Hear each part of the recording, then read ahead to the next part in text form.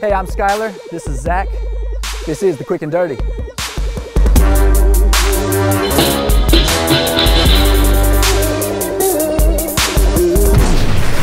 All right, guys, so what we're talking about today is a big missing aspect in a lot of training programs. You're talking about strength, you're talking about athletics. A big overlooked piece is unilateral stability. And what we're going to be talking about today is an application that Doc does, and he drops in with a lot of people as far as a durability model and something you can put into your guys' warm-ups if you're just trying to get your athletes going and not overlooking this big missing piece of your training. I'm going to drop back here, and I'll let Doc just kind of walk me through this.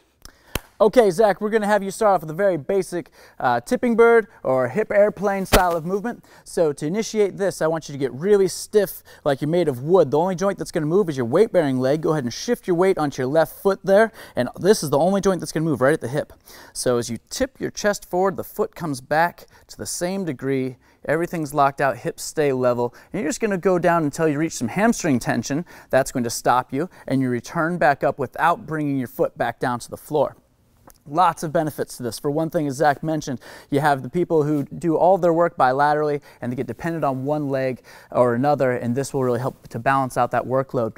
Another element that's very useful for this is that right now Zach's foot is most likely getting cramped up and getting tight. People try to do rehab exercises for the lower leg by grabbing marbles or grabbing towels or some silly element like this that no one can really stick with long term.